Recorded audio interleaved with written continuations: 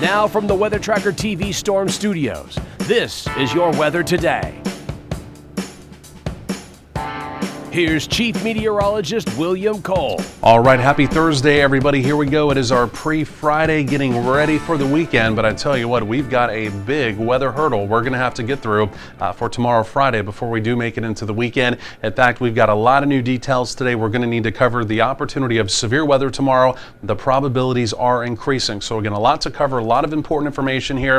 And I'm just going to have to kind of hammer it out here fairly quickly. So just bear with me here over the next few minutes. But this is important information now going forward. But let's go ahead and start with our forecast for today. It's going to be warm. It's going to be humid today. High right around 79. Generally cloudy out there. We've got a flux, if you will, of Gulf of Mexico moisture continues to come in. That's going to feel very humid, almost kind of damp-like as we go through the day. And in fact, there's a 10% probability of even a couple sprinkles out there. But by and large, today, most of us do remain dry.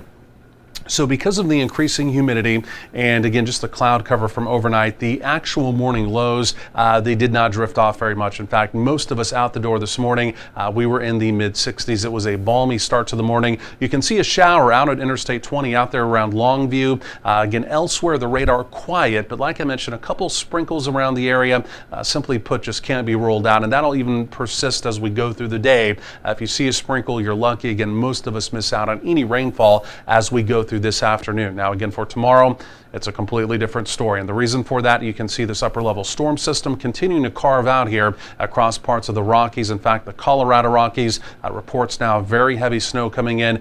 Some locations may even pick up nearly 1 foot of snow as we go through the day today. Very impressive stuff here. And of course, the reason for that, it is this big upper level storm system. You can see the dip here coming out.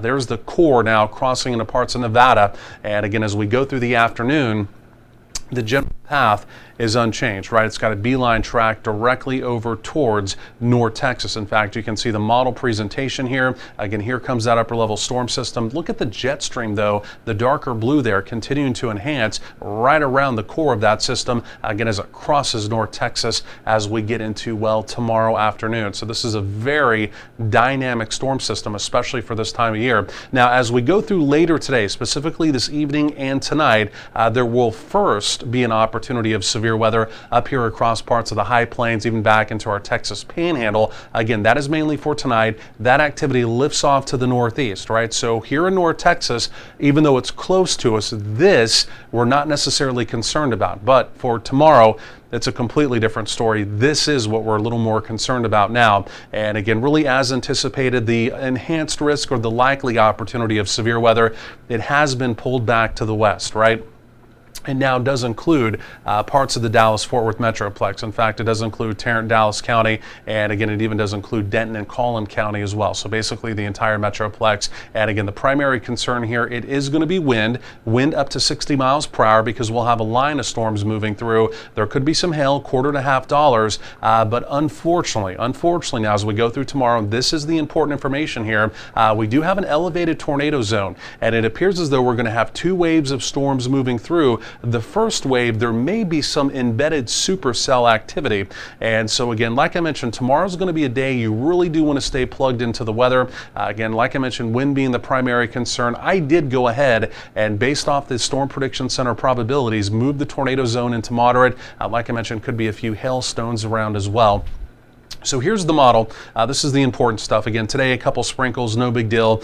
Tonight a couple sprinkles, no big deal. But it's as we get into tomorrow, right around 2 p.m. Take a look at this here. We have scattered activity develop. That scattered activity begins to push off to the east. It's kind of a broken line. And like I mentioned, maybe some embedded supercell activity there we've got to watch for. Then here comes the actual cold front. There's a secondary line of storms. Look at that. That forms behind it. And then all of that pushes off to the east. So tomorrow, a very dynamic day that again we're really going to have to track carefully. Temperatures through the 70s, that is your Thursday evening. Highs today upper 70s to right around 80. It's a 10% probability around the area. Again, a stray sprinkle as we go through the afternoon. As we get into tonight, similar to yesterday morning, or this morning I should say, overnight lows there generally in the mid-60s, and then for tomorrow, daytime highs in the mid-70s, but again, rain opportunities developing as we go through the day. The Metroplex timeline, it appears to be after 2 p.m. tomorrow. It is a likely opportunity of rain and storms. A touch cooler for Saturday, but again, overall, the weekend turns out nice. More coming up.